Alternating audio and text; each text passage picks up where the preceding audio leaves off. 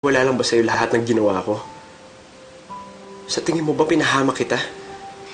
Inoy, iba na kasi ang sitwasyon ngayon. Pasensya ka na kung may mga nasabi akong masakit sa'yo.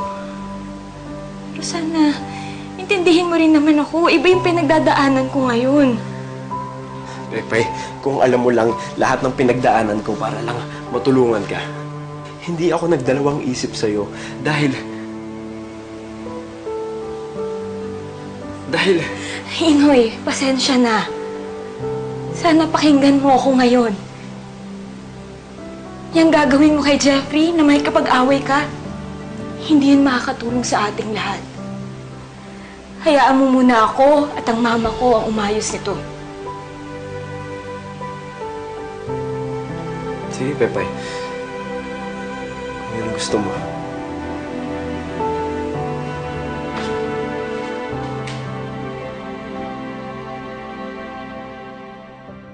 Ano?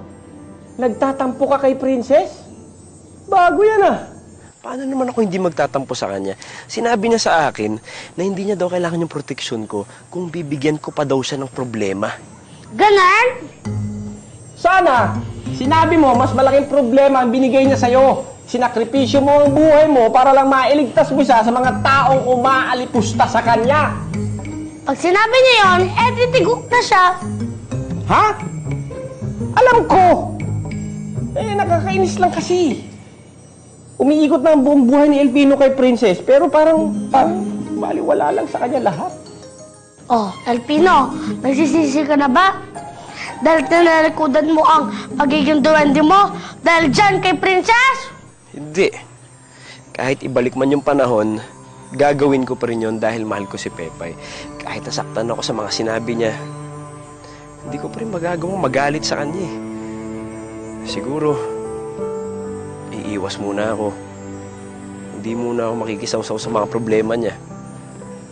Kasama naman niya nanay niya eh. Ay, nako.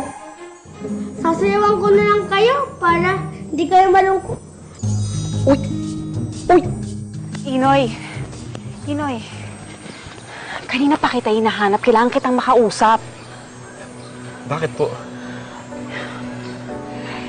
Delikado na ang lagay namin dito. Delikado ang lagay ni Pepay. Gusto siyang hawakan sa leeg ni Jeffrey. Kailangan natin tumakas dito. Tulungan mo naman kami.